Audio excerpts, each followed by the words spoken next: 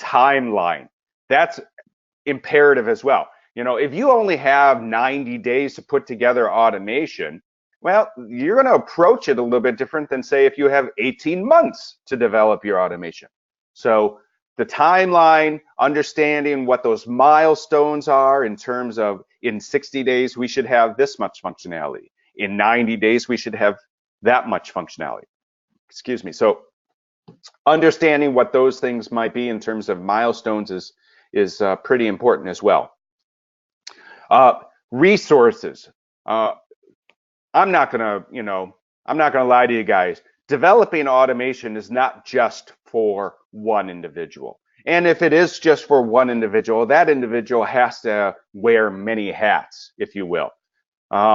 iLogic, everybody touts iLogic as being, it's for the everyday designer, that they can use iLogic to do certain things. And, there is a bit of truth involved there. However, as we know, if I go over here to Inventor and I want to do something in terms of iLogic, I have to, let me find something that has some iLogic in it.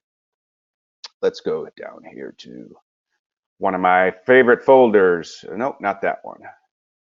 And we're going to just pull something up real quick here.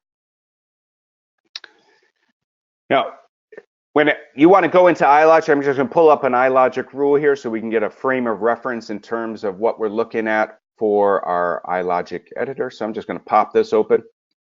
So yes, a designer can come in here and they can use the custom snippets if they want to do something very rudimentary to our models. Not a problem. However, if we're talking about enterprise automation, and there's going to be many users that could potentially use this, we want to have a level of consistency involved with our automation. The reason being is because there are code writing best practices out there.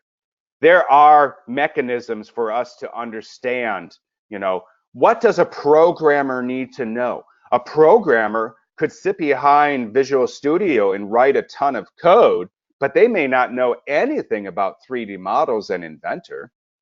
How do we parameterize? What should our parameters be named? How do we associate those to geometry within our models if we need to create dynamic models?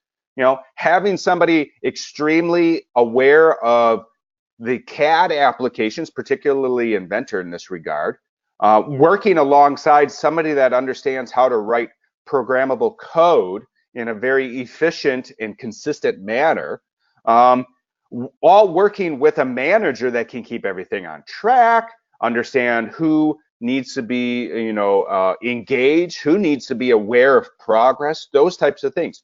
This team of individuals working together as a whole really helps ensure a level of success with your automation.